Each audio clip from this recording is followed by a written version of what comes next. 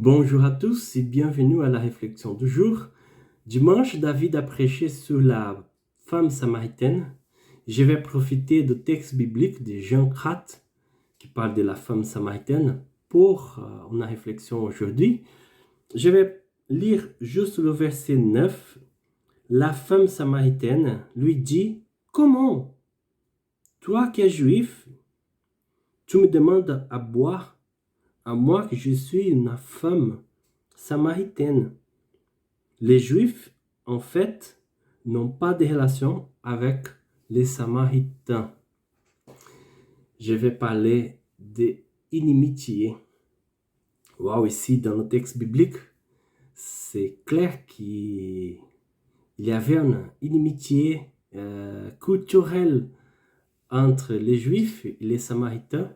Et Jésus était là pour euh, restaurer l'amitié entre les deux peuples et avec l'évangile, bien sûr, avec sa présence. Et vous voyez qu'est-ce qui se passe aujourd'hui? Aujourd'hui, le monde parle de relations toxiques. Je pense que pour nous, c'est pas facile comme chrétien parce que, voilà, la façon que le monde parle de relations toxiques, c'est de couper les relations, c'est être loin de quelqu'un qui fait du mal, qui a un fort caractère, peut-être c'est égoïste, peut-être c'est ignorant. Tu vois, le monde parle de couper, d'être éloigné de quelqu'un comme ça. Mais pour nous chrétiens, c'est le contraire. Dieu nous appelle à aimer quelqu'un qui fait du mal à nous. De prier pour quelqu'un comme ça. C'est-à-dire que, autrement dit, c'est d'avoir avoir un lien avec des gens comme ça. Même si on va vivre à distance, parce que c'est pas facile, c'est pas de couper les relations radicalement.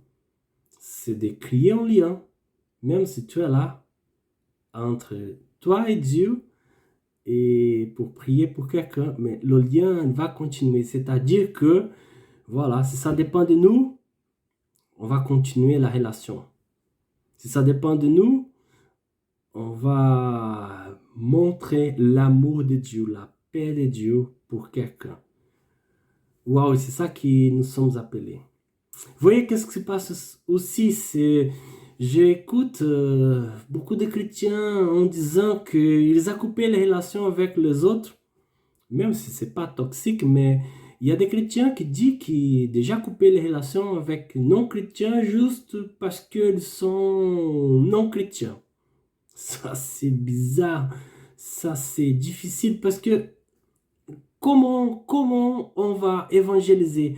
Comment on va montrer l'amour de Dieu? Comment on va montrer les valeurs que nous avons? Notre foi, notre façon d'être aux autres si on ne vit pas ensemble, si nous sommes distants. Mais il y a des chrétiens qui pensent comme ça, qu'il faut couper les relations parce qu'ils ne sont pas chrétiens, ils n'ont pas les mêmes idées, les mêmes valeurs que nous avons. Mais c'est le contraire.